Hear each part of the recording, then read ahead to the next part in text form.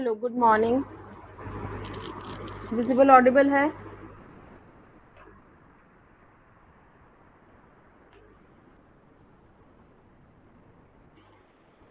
Kindly confirm.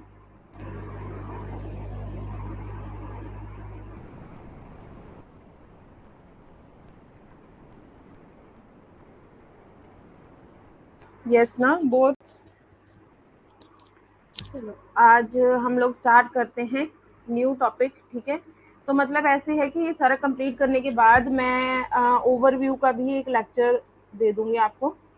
ठीक है, उसमें हम लोग मतलब जितना भी इंडियन लॉजिक पढ़ा है उसके अंदर किस किस के अंदर कौन कौन से पार्ट्स थे वो सारा एक ओवरव्यू ले लेंगे, क्योंकि ये थोड़ा सा कंफ्यूजिंग है कि किसके अंदर कौन से पार्ट्स हैं करके। So that also we will do. So let us start हथवास। ठीक है, अब यहाँ पे क्या है, जो हम लोग इन्फ्रेंस कर रहे थे, किसी भी चीज को अंडरस्टैंड कर रहे थे, उसमें कितनी एरर्स हैं, कितनी इश्यूज हैं, प्रॉब्लम्स हैं, या उस चीज को किस तरह से आपने अंडरस्टैंड करना है।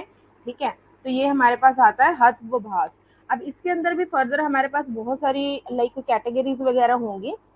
तो मैं एक छोटी सी चीज यहाँ पे एक्सप्लेन कर रही हूँ, तो ये आपने साथ साथ में नोट कर लेना है। उसके बाद में इसके जो पार्ट्स हैं वो एक्सप्लेन करूंगी, पहले एक दो लाइंस लिख देते हैं। अगर मैं बोलूं, यहाँ पे एक लाइन है मेरे पास, एक एग्जाम्पल ही है जो हम लोगों ने कल परसों में पढ़ा था उससे रिलेटेड। जैसे हमने एक एग्जाम्पल पढ़ी थी कि स्मोक आ रही थी हिल में से।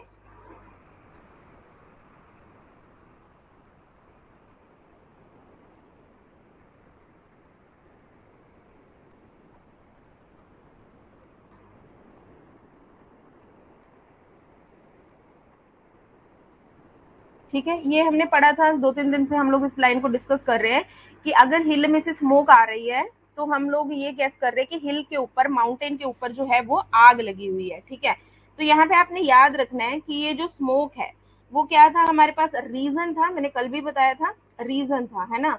तो रीजन को हम लोग बोल देते थे नॉर्मली हेतु, हेतु बोल देते थे। तो जो रीजन होता है that is your middle term, that is your middle term. क्या हुआ है? हाँ जी सोनिया, क्या हुआ, विजिबल नहीं हो रहा?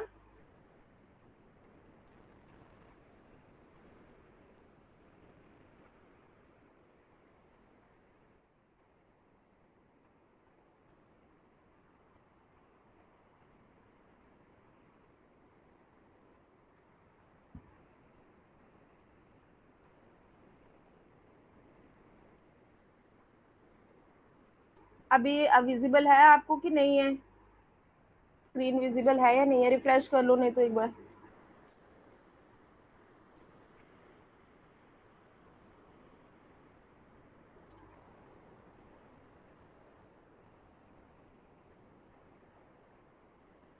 ठीक है, ठीक है, तो मैं कंटिन्यू कर रही हूँ।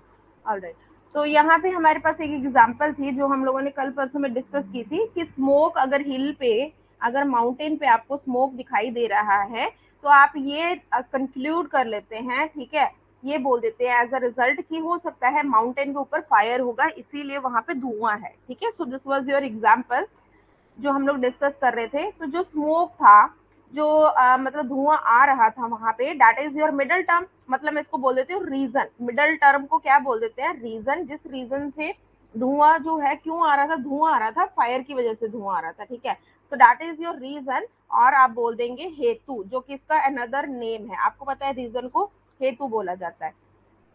नेक्स्ट आता है, अब आ कहाँ रहा था धुआं? हिल के ऊपर आ रहा था। ठीक है, this is your minor term, जो कि एज अ हेल्पिंग चल रहा है। कहाँ पे धुआं आ रहा था? उस पे, हिल पे, माउंटेन पे आ रहा था। So this would be your minor term.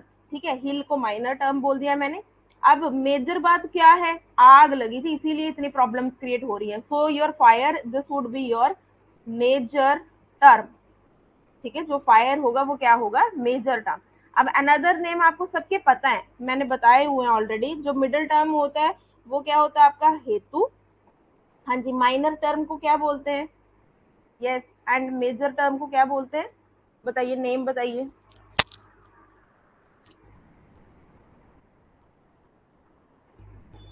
मैंने इसके नेम बताए थे आपको, मेजर एंड माइनर के।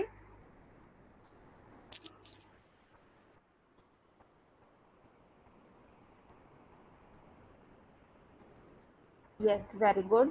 तो जो हमारा मेजर टर्म होता है इसको हम लोग बोल देते हैं साध्य, ठीक है।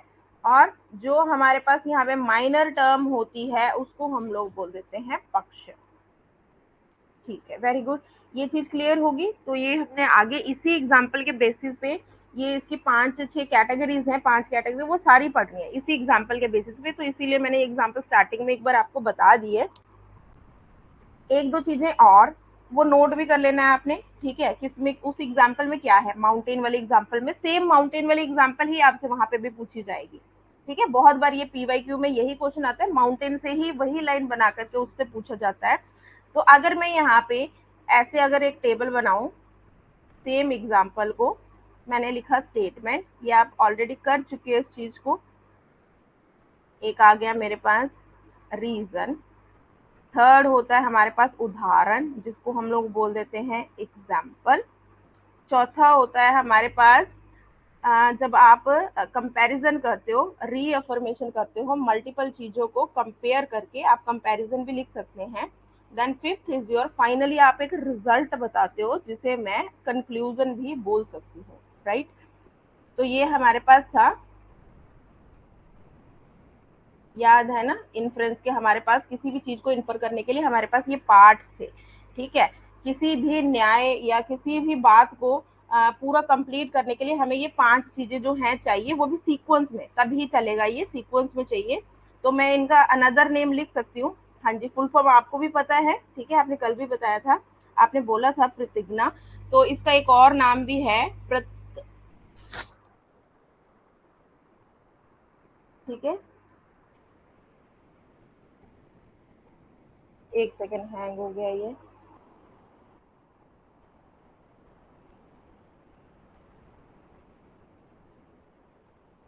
परसेप्शन बोला था हमने इसको।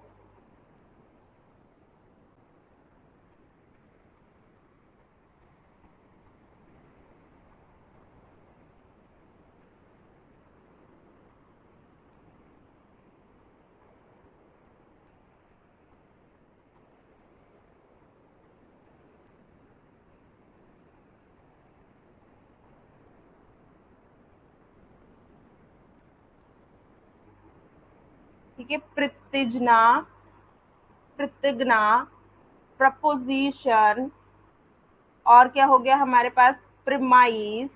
तो ये सारी ही एक ही बात है, ठीक है, सब कुछ एक ही बात को बोला गया है। तो जो रीजन है इसको हम लोग बोल रहे थे हेतु, एग्जाम्पल हमें पता है क्या था, ये हमारा उदाहरण, ठीक है। कई बार यहाँ पे आर के बाद भी ए दिया होता है, उदाहरण ही पढ़ना है उसको। ये था हमारे पास उपान्य, और ये क्या था हमारे पास, निगमान। हाँ, ठीक है, वेरी गुड। ठीक है, ये चीज क्लियर है, इतना आपने किया हुआ है। तो इसके आगे मैं एग्जांपल लिख रही हूँ, बिल्कुल एग्जांपल आपने बहुत अच्छे से कवर कर लेनी है, ठीक है, किसके अंदर क्या एग्जांपल है करके। तो स्टेटमेंट क्या है हमारे पास, बेसिकली स्टेटमेंट है कि माउंटेन पे फायर है, माउंटेन या हिल या माउंटेन, जो भी वर्ड वो लोग यूज कर ले, mountain has fire, so this is your P, premise, जो आपका दिया हुआ स्टेटमेंट, ठीक है। तो नेक्स्ट हमने बोला रीजन क्या है, स्मोक वाली line, because it has smoke, so this is your reason, ठीक है। उदाहरण क्या है, मैं ये बोलूंगी जब भी धुआं होगा, what ever has smoke is fiery, ठीक है। एग्जाम्पल आप ले सकते हो ओवन, जब भी धुआं निकल रहा है किसी जगह से तो वो चीज क्या होगी आपकी, वो चीज क्या होगी हमारे पास, फायरी होगी, उसमें आग लगी होगी डेफिनेटली, इसीलिए वहां पे धुआं आ रहा है। सो दिस इज एग्जाम्पल, जो आपका प्रीवियस एग्जाम मतलब एक्सपीरियंस होगा, जो आपको पता होगा उस चीज के बेसिस पे आप एग्जाम्पल बनाओगे। उपान्य में क्या आ जाएगा, यहाँ पे मैं लाइन लिख रही हूँ,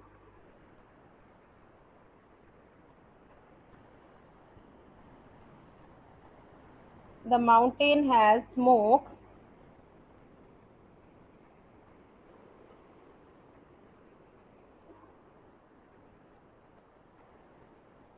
invariably associated with fire.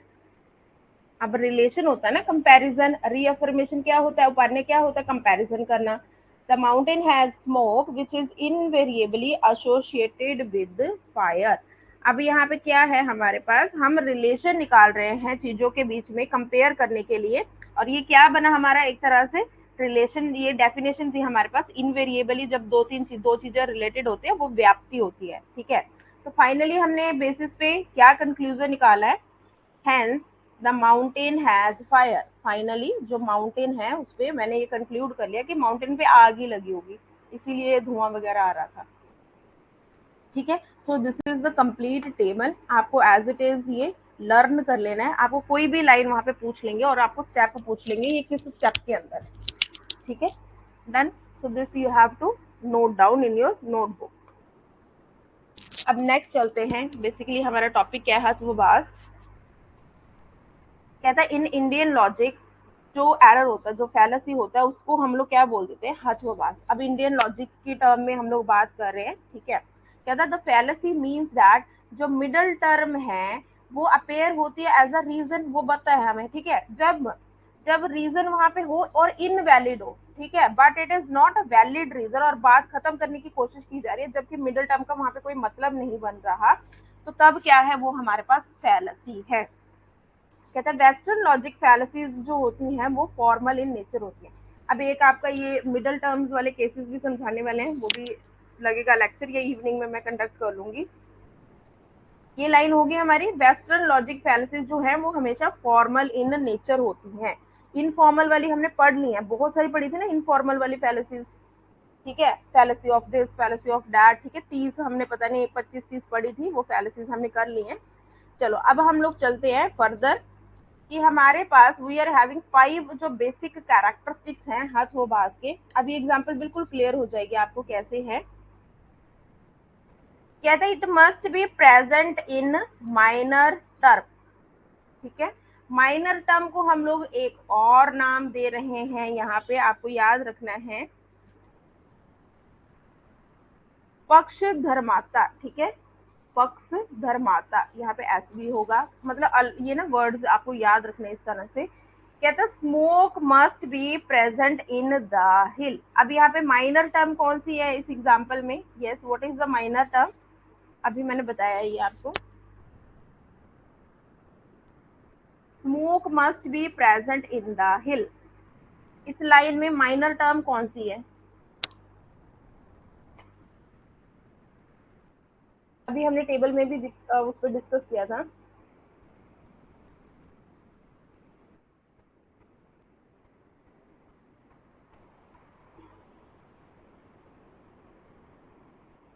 Smoke है माइनर टर्म या फिर हिल है,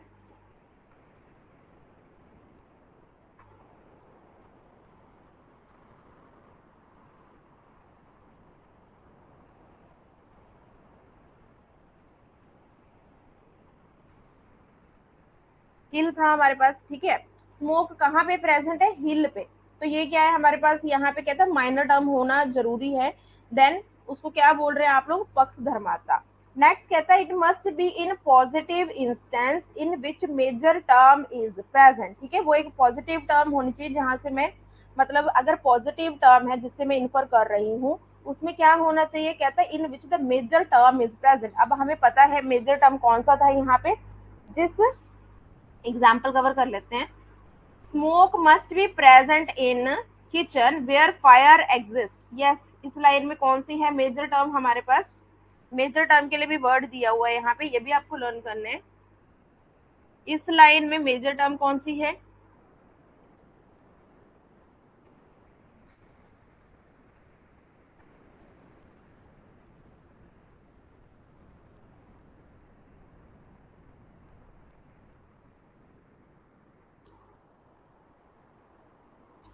फायर है, स्मोक है, या किचन है, यस कौन सा है हमारे पास, स्मोक तो रीजन है हमारा, स्मोक इज द रीजन, ये तो रीजन है कि स्मोक आ रही है, तो मैं कोई बात कंक्लूड करने की कोशिश करूंगी। जो यहाँ पे है क्या, बेसिक किस चीज की वजह से इशू आ रहा है, जिसके बारे में मेजर बात हो रही है, that is your fire. Fire यहाँ पे हमारे पास क्या है, मेजर टर्म। आग लगी है ना, आग की वजह से ही हम लोग इतनी बातचीत कर रहे हैं, ठीक है। और जो स्मोक है दैट इज योर हेतु, योर रीजन, अब लगी कहाँ पे, किचन में, that is your minor term.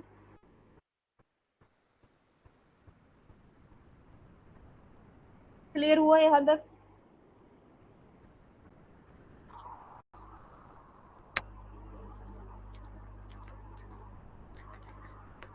याद रखना है, इसे कंफ्यूज नहीं होना है।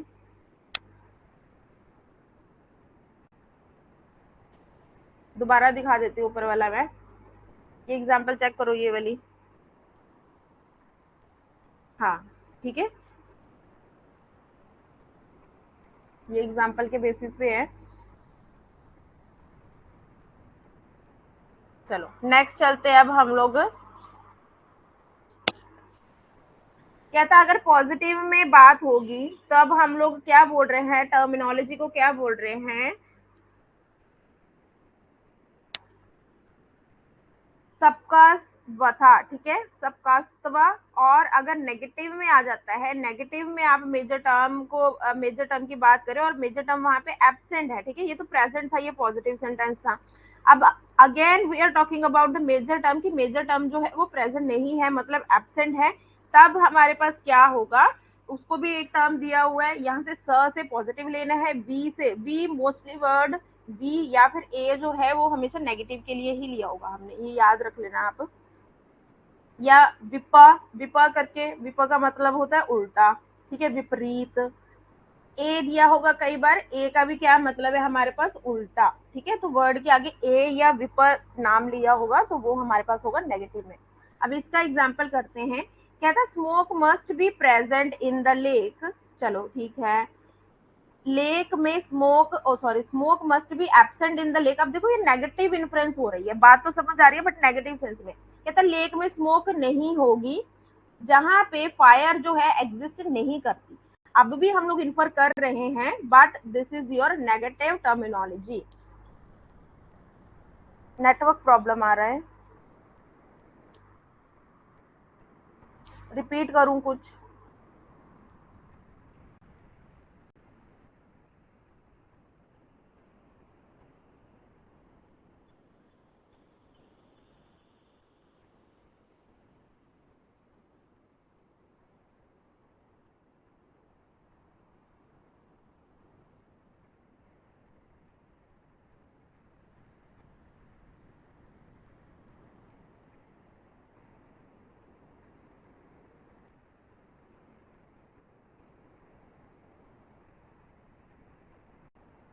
नेगेटिव वाला रिपीट कर दूं? ठीक है, अब देखो नेगेटिव वाले में क्या है हमारे पास, हम लोग दोबारा इसमें नेगेटिव वाले में क्या बात कर रहे हैं कि आपने इन्फर तो करना है, बात तो समझनी है, स्टेटमेंट को, प्रमाइस को, बट नेगेटिव सेंस में आप लोग इन्फर करेंगे। यहाँ पे क्या होगा, नेगेटिव में बताया जाएगा और उसके बेसिस पे हम लोग जो है चीज को समझेंगे। ये कल भी किया था हमने इस तरह का।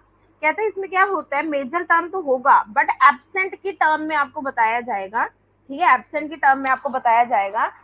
तो जैसे मैं बोलूं कि टीचर नहीं था क्लास में इसीलिए बच्चे शोर शोर कर रहे थे, ठीक है, टीचर नहीं था क्लास में इसलिए बच्चे शोर कर रहे थे, तो वो क्या हो गया, लाइन तो समझ आ रही है, ठीक है, इन्फ्लुएंस हो रही है, बट नेगेटिव सेंस में, टीचर नहीं था ना इसीलिए बच्चे शोर कर रहे थे। सिमिलरली आप देखो यहाँ पे एक एग्जाम्पल जो है, कहता स्मोक मस्ट बी एबसेंट, कहता स्मोक जो है एबसेंट होगी लेक में, क्योंकि वहां पे क्या है, फायर डज नॉट एग्जिस्ट। अब देखो फायर हमारे पास मेजर टर्म था, ठीक है, अब नेगेटिव में ही बताया है इसको कि फायर जो है वहां पे नहीं थी, इसीलिए क्या था, स्मोक जो है वो लेक में नहीं हो सकती क्योंकि फायर नहीं थी। तो ये नेगेटिव सेंस में आप टर्म को समझ रहे हो।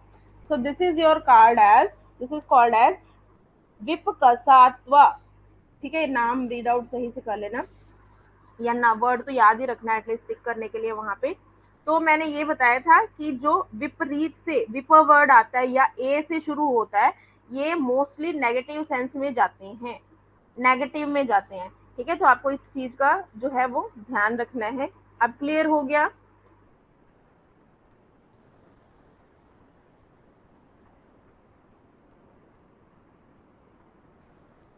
डन हुआ?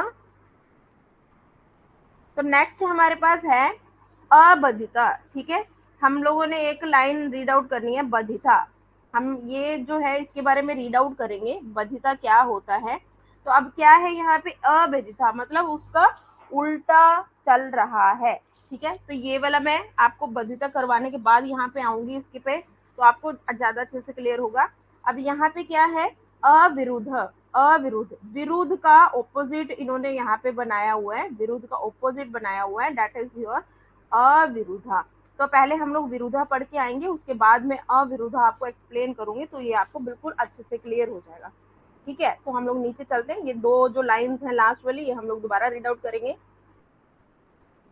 अब चलते हैं हम लोग मोर डिटेल में। कहते हैं Gangesa provides three general definitions of हथवबास। कहते हैं हथवबास होता क्या है, the object of that value cognition which is opposite of the absence of the instrument of inference। ठीक है, मतलब जरूरी नहीं है जब पॉजिटिव में बात बताई जाए तभी आप एक वैलिड कंक्लूजन पर उतर करके आए। कई बार चीज के नेगेटिव में बताने के बावजूद भी आपको चीजें समझ आएंगी, बट उसमें क्या होना चाहिए, एरर्स जो है वो नहीं होनी चाहिए। ठीक है, कहता हथवबास is that object if known, अगर आपको पता हो, prevents the knowledge of linga from leading to an inference। लिंगा क्या था,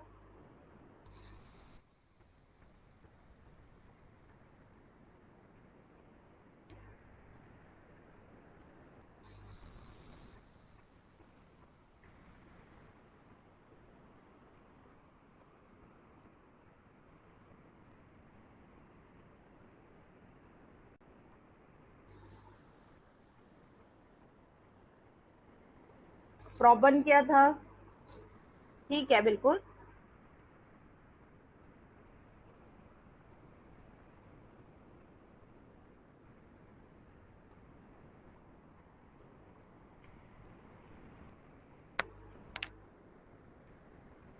मेजर की माइनर किस टर्म में था,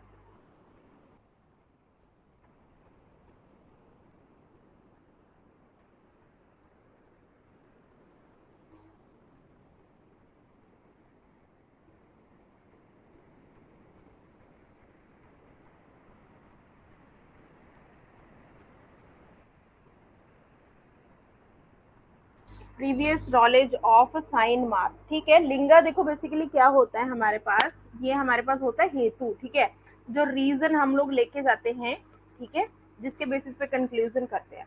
तो कहता है हथवबास एक ऐसी चीज है, अगर आपको पता हो ना कि इसमें क्या है करके, हथवबास क्या है, तो इससे क्या होगा, it prevent the knowledge of लिंगा। आपको जो है वो नहीं पता लगेगा रीजन क्या है जिसके बेसिस पे आपको कंक्लूजन तक जो है पहुंचना है। ठीक है, तो ये क्या होगी, यहाँ पे किसी ना किसी तरह का फैलेसी होगा जिसकी वजह से आपको रीजन नहीं पता लग रहा। अब रीजन नहीं पता लग रहा तो अल्टीमेटली आप इन्फ्रेंस तक, कंक्लूजन तक पहुंचने में थोड़ी आपको इश्यूज जो है वो रहेंगी। ठीक है, फर्दर आता है, कहता है हथवबास एक ऐसी करेक्टरिस्टिक है which prevents the known inference. ठीक है, जो आपको पता भी होता है ना तब भी आप एक कंक्लूजन पर नहीं पहुंच पाते, तो हथवबास एक ऐसी आपके पास फैलिसीज जो है निकल करके आएंगी। तो ये बेसिक डेफिनेशंस हैं।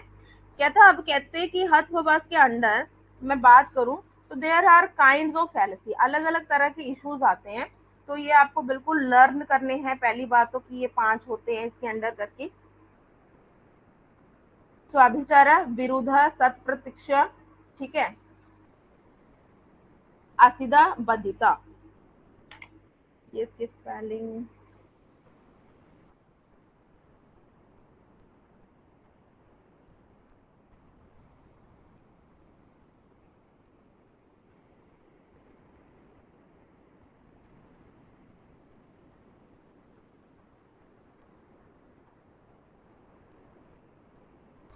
तत्प्रति पक्ष, प्रति, यहाँ पे लिख रही हूँ।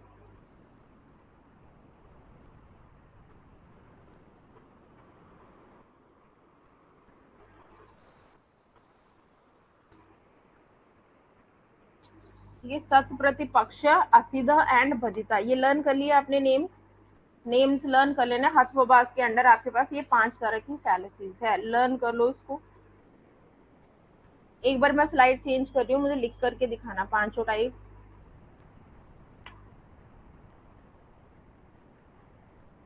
हाँ जी, 5 के 5 आप मुझे लिख करके बताएं। कि कौन कौन सी थी?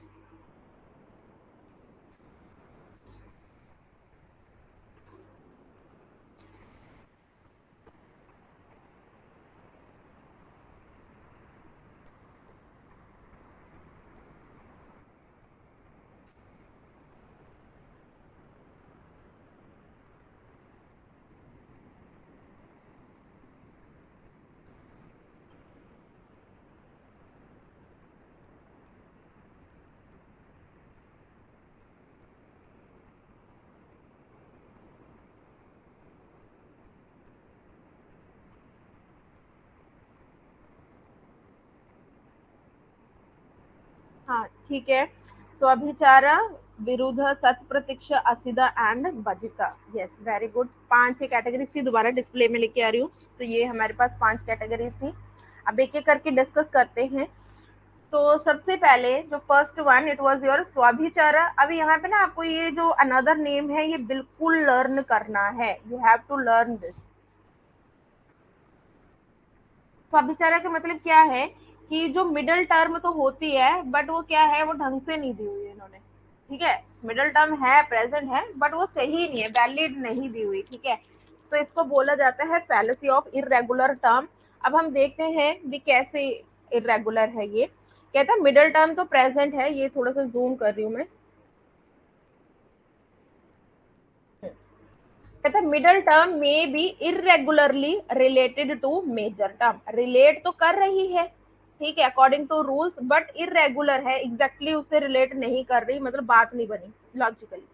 When the middle term is not uniformly related to your major term, तो उस कंडीशन को बोला जाता है स्वाभिचारा हेतु। रीजन तो है बट स्वाभिचारा इरेगुलर है। एग्जाम्पल करते हैं जिससे क्लैरिटी होगी हमें। एग्जाम्पल है, कहता ऑल बाइपेड्स आर रेशनल। ठीक है, बाइपेड्स या फिर आप समझ लो बर्ड्स को नाम दिया गया है, ऑल बाइपेड्स आर रेशनल। वो जितने भी बाइपेड्स हैं वो क्या है हमारे पास, रैशनल्स। तो नेक्स्ट लाइन में दिया है कि जो स्वेन्स हैं वो बाइपेड्स हैं। स्वेन्स भी क्या है, बाइपेड्स हैं। तो देयरफॉर मैंने ये बोल दिया कि जो स्वैन है वो भी क्या है, सभी रैशनल है, परसेप्शंस भी हैं, ठीक है, रैशनल है।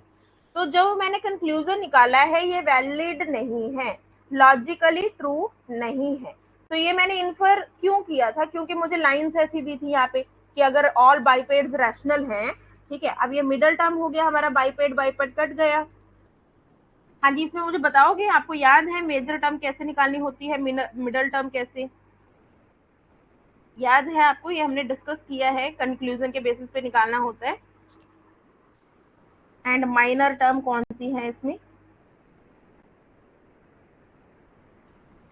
बताया है मैंने ये प्रेडिकेट एंड सब्जेक्ट के बेसिस पे।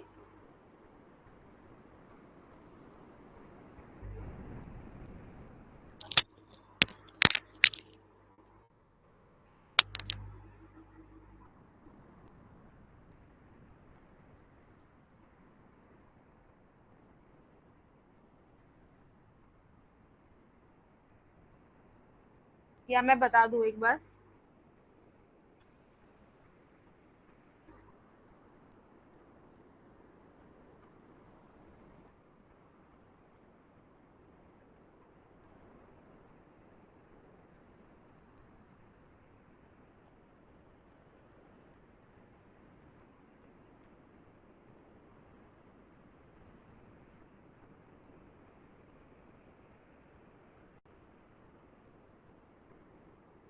हाँ, मिडल टर्म तो जो कॉमन होती है पहली प्रीमाइस एंड सेकंड प्रीमाइस में जो कट जाती है, तो मैंने यहाँ पे बाइपेड्स कट कर दिया। So this is your middle term bipeds. हाँ जी, और मेजर एंड माइनर क्या है यहाँ पे?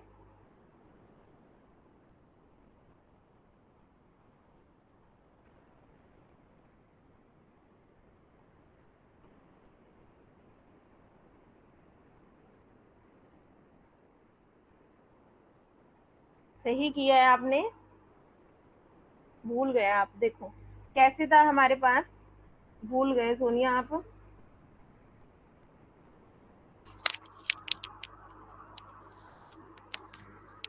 देखो कैसे था हमारे पास, जो ये कंक्लूजन होता है हमारे पास, इसके बेसिस पे हमने मेजर एंड मिडल निकालना होता है। जो यहाँ पे एक सब्जेक्ट होता है, एक हमारे पास क्या होता है, प्रेडिकेट होता है। जो पीछे प्रेडिकेट होता है ये मेजर टर्म होता है जो पीछे होता है, एंड जो ये स्वैन दिया, सब्जेक्ट दिया आपको, this is your minor term. ठीक है। और अनदर थिंग, जो जिस स्टेटमेंट में आपके पास ये दिया हुआ है रैशनल, ये दिया हुआ है फर्स्ट स्टेटमेंट में, so this is your major premise. ठीक है ना। अब जिसमें ये स्वैन्स दिया हुआ है, जिसमें माइनर टर्म दी हुई है, this would be your minor premise. ठीक हो गया। तो यहाँ पे मेजर टर्म कौन सा आपके पास, रेशनल, और माइनर टर्म कौन सा आपके पास, स्वैन्स। डन हो गया। अब क्लियर हो गया, अब याद रखना है, ठीक है, इस चीज को। चलो दोबारा एग्जाम्पल पढ़ते हैं। तो पहली लाइन बोली है, जितने भी, ये मैं थोड़ा सा फिर इरेज करूं, चलो हाईलाइटर यूज कर लेते हैं। कहते हैं जितने भी ऐसे एनिमल्स हैं जो दो पैर से चलते हैं वो क्या है, सारे रेशनल हैं। ठीक है। तो अगली लाइन में उन्होंने बोला है,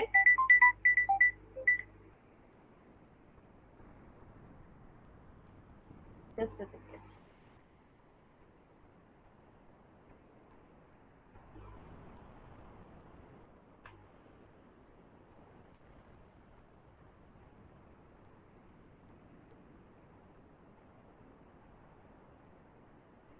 एक सेकेंड।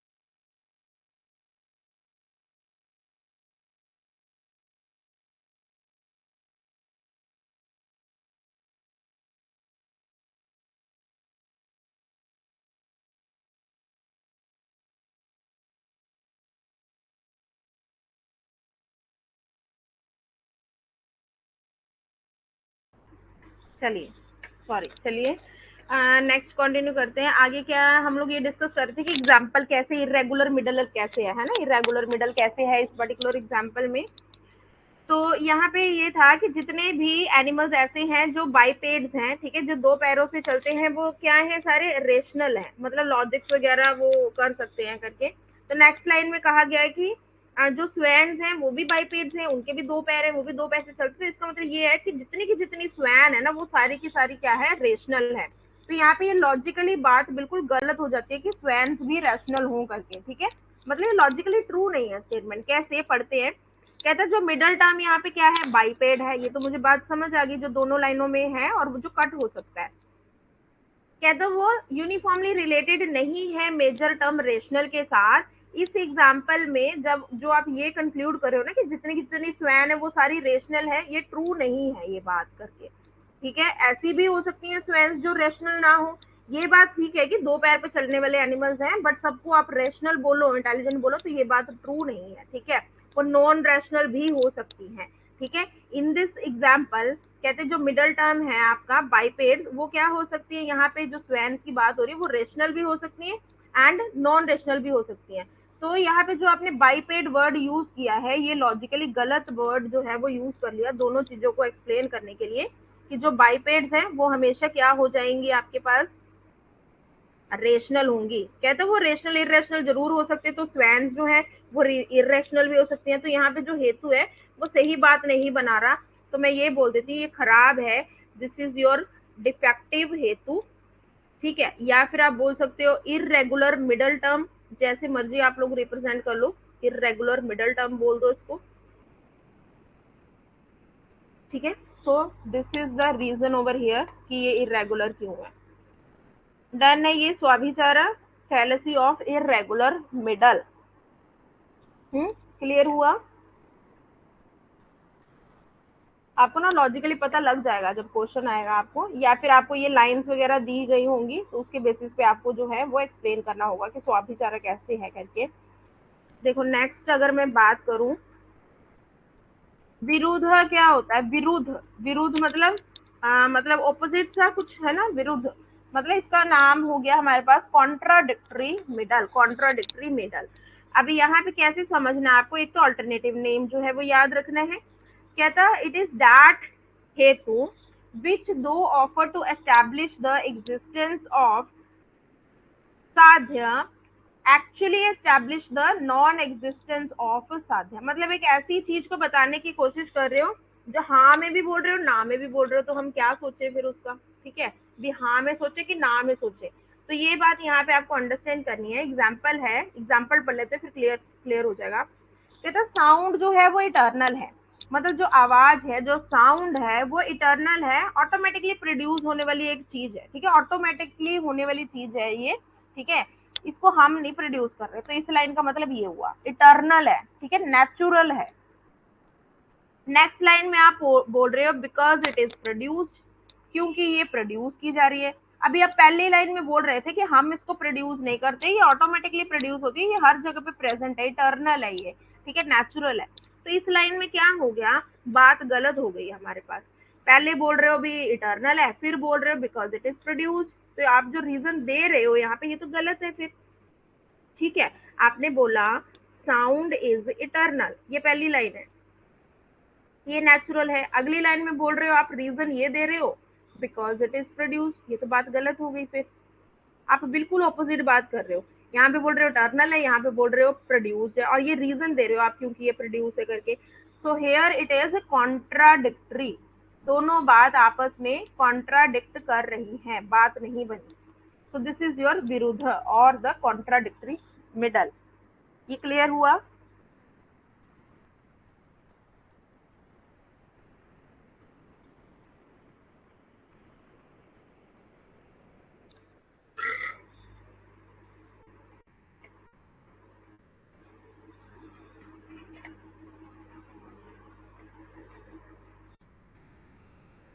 हाँ जी, यहाँ तक क्लियर हुआ विरुद्ध?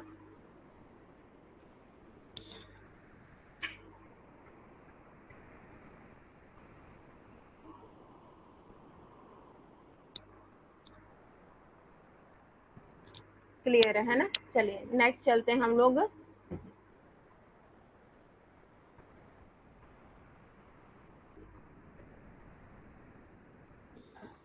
चलो एक एक करके कर लेते हैं। नेक्स्ट है हमारे पास सत प्रति पक्ष। ठीक है, स्पेलिंग सही कर लेने हैं।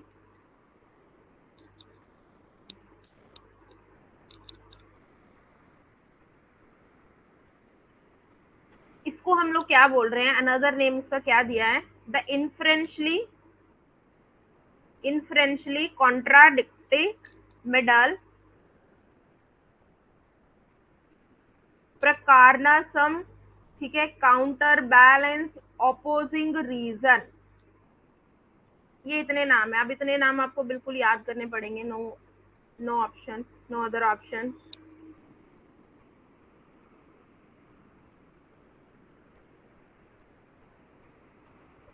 ठीक है, लर्न कर लो एक बार नाम ये वाले।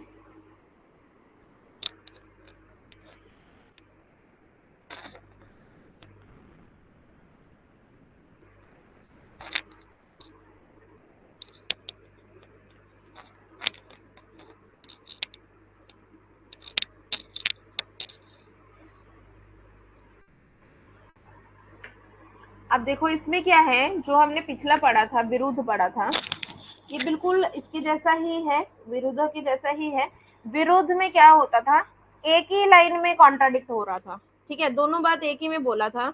इटर्नल है because it is produce, reason कह रहे हैं कि ये प्रोड्यूस होता है इसलिए इटर्नल है, ये तो बात ही नहीं बनी थी वहां पे। ठीक है, तो वहां पे वो एक ही लाइन में जो था वो रीजन प्रेजेंट था। अब देखो, हो सकता है आपको दो टर्म्स दी हो, दो टर्म्स के बेसिस पे आपको इन्फर लगाना है। अब देखो कैसे चलेगा ये।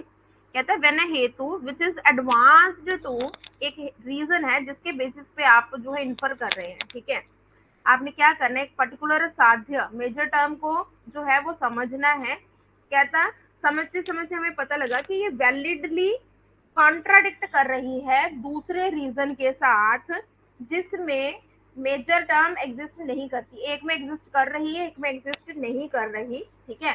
तो इस तरह जब दोनों में आपस में इश्यूज आते हैं, ठीक है, तो वो क्या होगा हमारे पास काउंटर बैलेंस। ये एग्जाम्पल करते हैं फिर क्लियर होगा, ऊपर वाली लाइन हमें तब समझ आएगी।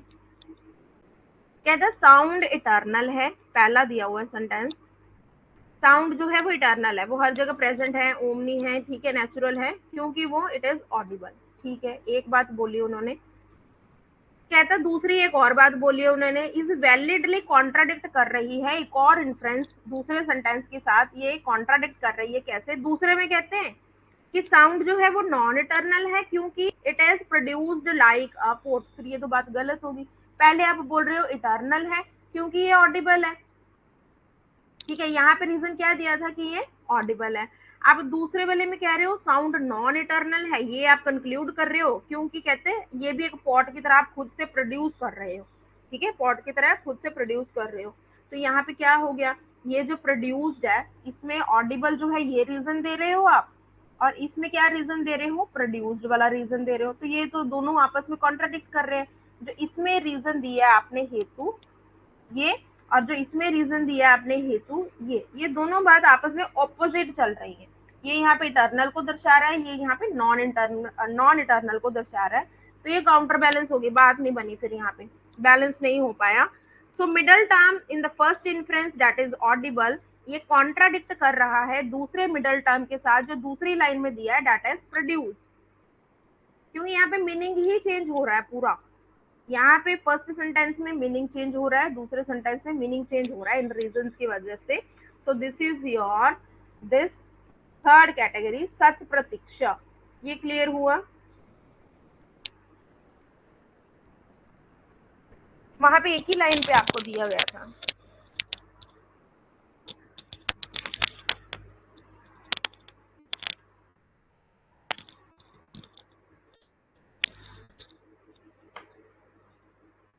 ठीक है, डन है ना? चलिए, वेरी गुड। नेक्स्ट चलते हैं हम लोग फोर्थ कैटेगरी असिद्ध। असिद्ध क्या होता है, मतलब जिसको आप सिद्ध नहीं कर पाए, ठीक है, सिद्ध करना हम बोलते हैं ना, सिद्ध करके दिखाओ, पहले आप भी कर सकते हो करके, मतलब प्रूफ देकर दिखाओ, करके दिखाओ पहले, हम लोग तो तभी मानेंगे जब आप एक बार करके दिखाएंगे। तो मैंने वर्ड बताया, जब भी अ वर्ड लग जाता है या वी वर्ड लग जाता है टर्म्स के साथ, वो ऑपोजिट को बताता है। सो असिद्ध मीन्स दैट जिसको आप प्रूफ दे करके, एविडेंस दे करके प्रूव नहीं कर सकते, you can not do this, so that is your असिद्ध। तो इसके ऑल्टरनेटिव नेम क्या है हमारे पास, unproved middle, unfounded, unknown reason, साध्य सामा। तो ये लर्न कर लो नाम असिद्ध के, एग्जाम्पल करेंगे फिर क्लियर होगा। पहले एक बार नाम जो है नेम्स लर्न कर लो।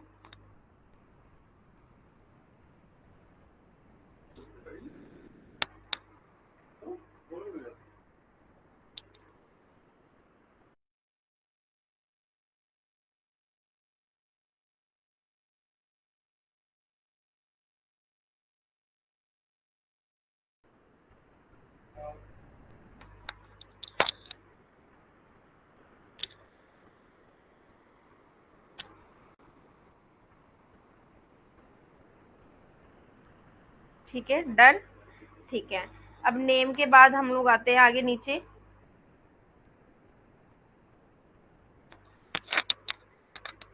क्या था, ये तो मुझे पता लग गया। असिद्ध हेतु क्या होता है, जो अभी तक प्रूफ नहीं किया गया होगा, मतलब आपको रीजन तो देंगे, हेतु तो देंगे, बट एक ऐसे ये रीजन देंगे जो अभी तक आपने ना सुनी भी नहीं होगी, मतलब जिसका कोई प्रूफ ही नहीं है, एग्जिस्टेंस ही नहीं है, एग्जिस्ट नहीं करती चीज, ठीक है। हेतु तो देंगे, रीजन देंगे, but which is not proved yet. Example पहले करते हैं, डेफिनेशन बाद में करते हैं। कहता है स्काई लोटस जो है वो बहुत ही फ्रेग्रेंट है, बहुत अच्छी उससे फ्रेग्रेंस आती है, खुशबू आती है, because it has lotusness in it like natural lotus.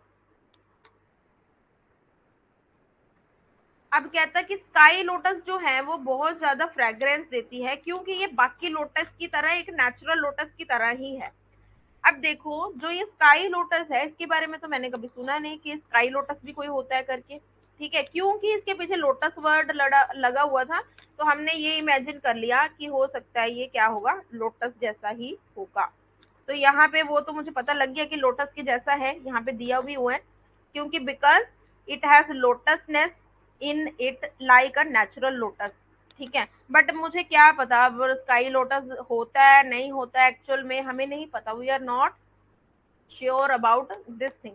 तो यहाँ पे क्या है, ये असिद्ध।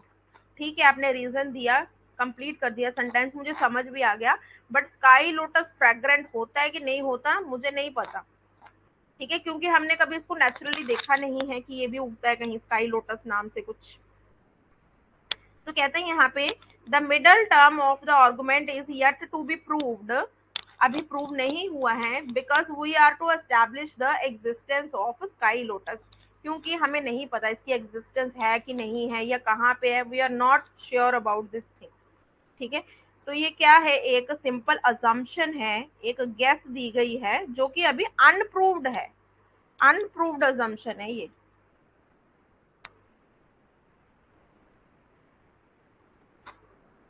डन हुआ, सो दिस इज योर असिद्ध।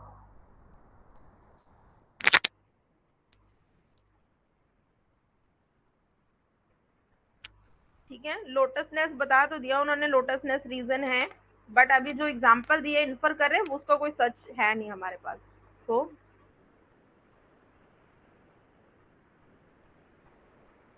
हाँ जी, ये देखो अब कुछ टाइप्स हैं असिद्ध के अंदर, रीड आउट करके देखो, तीनों इजी हैं, रीड आउट करके देखो।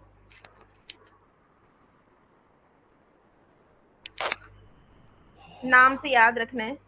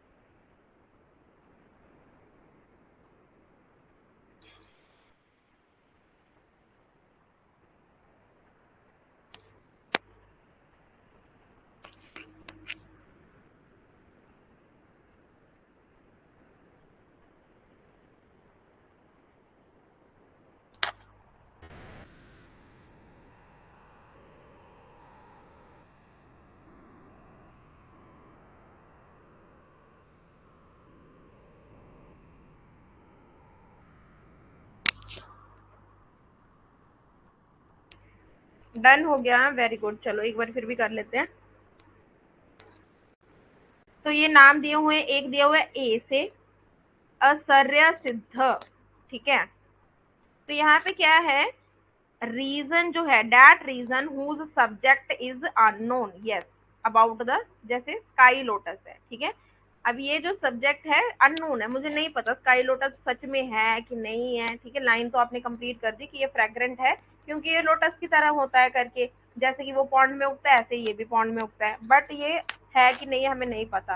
सो दिस इज योर असर्य सिद्ध है, असर्य सिद्ध। ठीक है, the reason whose subject is unknown। चलिए अगला चलते हैं,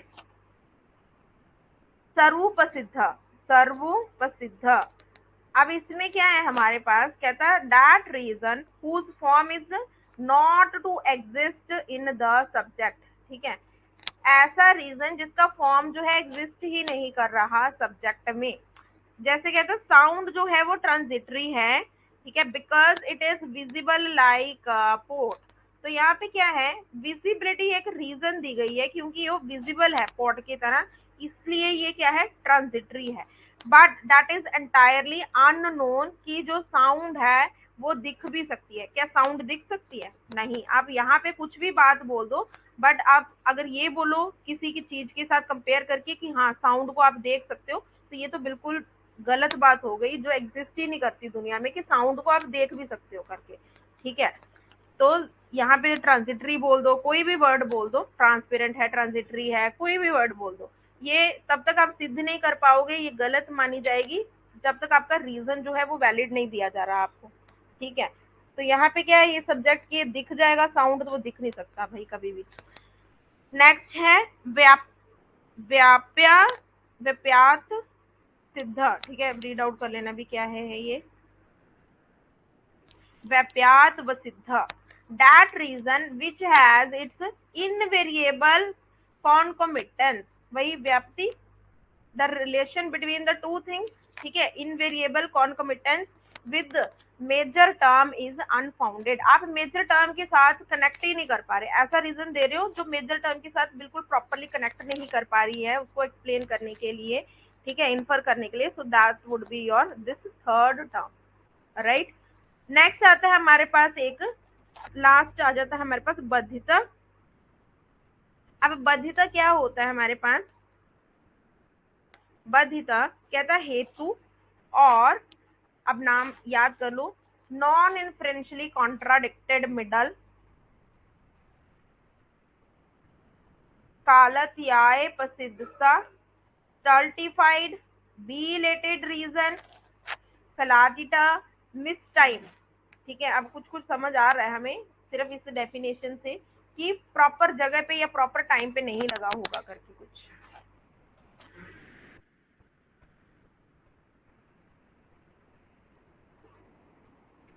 the middle term of an inference कहता वो may be contradicted by some other stronger means of knowing. Middle term दिया होगा आपको, ठीक है, बट वो कुछ इस तरह से दिया होगा कि दोनों बात आपस में कॉन्ट्राडिक्ट कर रही है, जैसे अपना विरुद्ध था, ठीक है। एक एग्जाम्पल चेक कर लेते हैं। एग्जाम्पल कहता है फायर जो है वो कोल्ड है, फायर जो है वो ठंडी है, क्योंकि वो भी एक चीज है, इट इज अ सब्सटेंस। अब यहाँ पे मिडल टर्म क्या है आपको पता है, जो बिकॉज के पीछे दिया होता है, जो रीजन दिया होता है ना, जो रीजन दिया होता है वही आपका हेतु होता है हमेशा। इतनी देर से हम लोग वही पढ़ रहे हैं आज के लेक्चर में, और वही हमारे पास क्या होता है, जो हेतु होता है, रीजन होता है, that is called as your middle term. मुश्किल नहीं है ये चीजें, इंडियन लॉजिक मुश्किल नहीं है, बट आपको लर्न करना है बस, इजी है, लर्न करना है, 2 दिन बाद देखेंगे तो क्लियर हो जाएगा। तो यहाँ पे जो बिकॉज इट इज सब्सटेंस दिया वो क्या है हमारे पास, एक मिडल टर्म। कहता अब ये कॉन्ट्राडिक्ट कर रहा है बिकॉज इट्स मेजर टर्म जो कोल्डनेस है वो डायरेक्टली कहता कॉन्ट्राडिक्टेड बाय द परसेप्शन। जो फायर है वो कभी भी कोल्ड नहीं हो सकती, फायर क्या होगी हमेशा, it would be hot only, आप कोल्ड नहीं बोल सकते इसको, ठीक है। ये हमारा लॉजिक जो है, लॉजिकल रीजनिंग कर रहे हैं हम लोग इंडियन लॉजिक के हिसाब से। अगर आप ये टर्म दे भी दे रहे हो कि फायर कोल्ड है क्योंकि ये चीज है, तो ये बना नहीं कुछ, ठीक है। यहाँ पे कॉन्ट्राडिक्ट हो रहा है, ये सब्सटेंस और ये कोल्डनेस यहाँ पे जो है वो आप मैच करके बोल रहे हो, वो कॉन्ट्राडिक्ट कर रही है, क्योंकि फायर तो हमेशा हॉट होनी चाहिए, ठीक है। अब मैं एक और एग्जांपल यहाँ पे क्लियरली हम यहाँ पे करते हैं। फॉर एग्जांपल कहता है फायर इज नॉट हॉट, बात वैसी गलत होगी, fire is not hot because it is a product like water, क्योंकि ये भी एक चीज है वाटर की तरह, ठीक है। तो कहते हैं यहाँ पे जो मेजर टर्म है वो अभी प्रूफ करनी पड़ेगी रीजन के हिसाब से कि वो हॉट नहीं है करके, ये मेजर टर्म हमें यहाँ पे एक्सप्लेन करना पड़ेगा कि वो हॉट क्यों नहीं है, कैसे नहीं है, उसमें हो सकता है हीटनेस नहीं है या क्या रीजन है उसके पीछे, वो सारा अब प्रूफ करने वाला है, हमारे पास है ही नहीं स्टफ पूरा।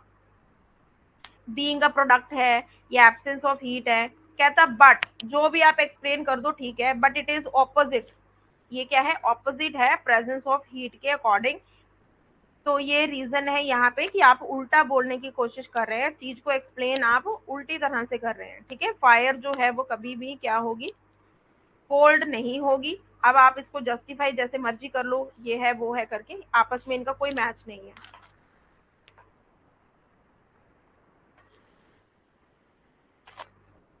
हाँ जी, डन है यहाँ तक।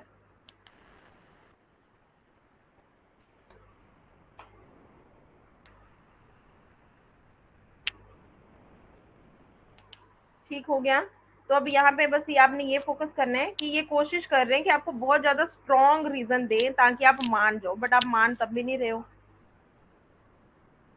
ठीक है, आपको बहुत ज्यादा स्ट्रॉन्ग रीजन देने की कोशिश कर रहे हैं कि हाँ आप मान जाओ कि ऐसा ही होता है करके, बट वो कॉन्ट्राडिक्टरी है दोनों बातें।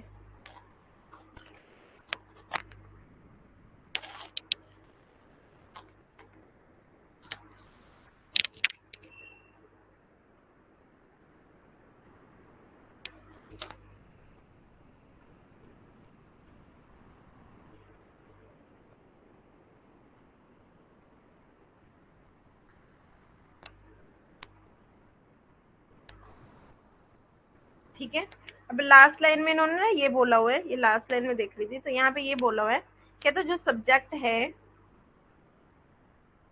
जो सब्जेक्ट है मतलब फायर है, आप उसके बारे में गलत आप बोल ही नहीं सकते, असर्ट ही नहीं कर सकते। ठीक है, अफर्मेशन नहीं दे सकते, क्योंकि ये ऑलरेडी मैंने ये फील किया हुआ है बाय माय सेल्फ एक्सपीरियंस। ठीक है, ये मेरा परसेप्शन है, ये मेरा एक्सपीरियंस है, मैंने इसको टच करके देखा हुआ है हीट को कि ये गर्म ही होती है, कोल्ड नहीं होती। ठीक है, तो फिर ये गलत बात प्रूफ करने की कोशिश कर रहे हो आप। तो ये मैं करवाऊंगी आपको, परसेप्शन की भी कुछ टाइप्स होती हैं कि आप कैसे अपने सेंस ऑर्गन से करते हो, या स्मेल करके करते हो, या टच करके करते हो, ये मैं ओवरव्यू वाली क्लास में एक्सप्लेन करूंगी आपको। ठीक है, यहाँ पे दिया हुआ है ना उन्होंने ये वर्ड, टैक्टाइल परसेप्शन। ठीक है, डन हो गया। अब हमारी दो टर्म्स पड़ी थी ऊपर, ये वाली।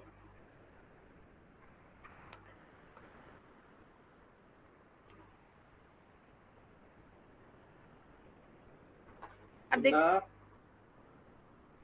अब देखो यहाँ पे क्या है, अबधिता मतलब, बधिता मतलब था कि कॉन्ट्राडिक्ट कर रहा था, उल्टा चल रहा था। अब देखो यहाँ पे क्या, किस तरह से चल रहा था, कहता है कि अब यहाँ पे एग्जांपल ये है कि it must not prove the coolness of fire. अगर कोई भी ऐसा पर्सन नहीं है जो ऑपोजिट ट्रू, जो है ऑपोजिट चीज को प्रूव कर दे कि हाँ सच में फायर ठंडी है, अगर कोई भी ना प्रूव कर पाए, सो दैट इज योर अविदिता। ऐसी कोई स्टेटमेंट ना मिले आपको कि वो प्रूफ कर पाए कि हाँ सच में जो है फायर ठंडी है, कूलनेस ऑफ फायर को प्रूफ करे, तो अगर तो कर दे प्रूफ, दैट इज योर बधिता, अगर ना कर पाए तो अबधिता।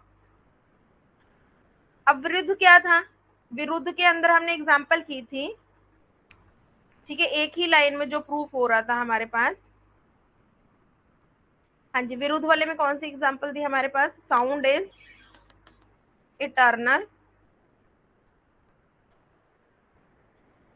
बिकॉज इट इज प्रोड्यूस्ड, है ना। ये एक ही लाइन में ये लोग कर रहे थे, तो ये यहाँ पे कॉन्ट्राडिक्ट हो रहा था, इटर्नल एंड प्रोड्यूस, ये दोनों टर्म यहाँ पे कॉन्ट्राडिक्ट हो रही थी।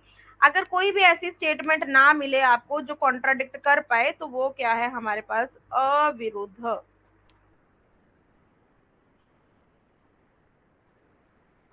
चेकआउट कर लो।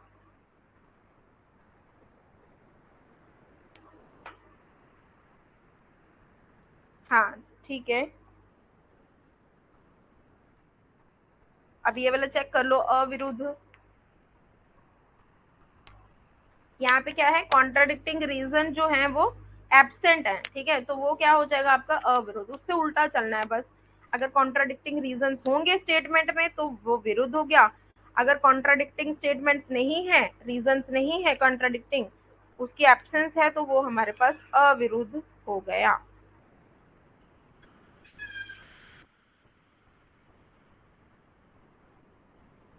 हाँ, ठीक है, वेरी गुड। तो आपको आई होप कुछ कुछ इंडियन लॉजिक क्लियर हुआ है। ठीक है, आपने एक बार दोबारा से पूरा कवर करना है।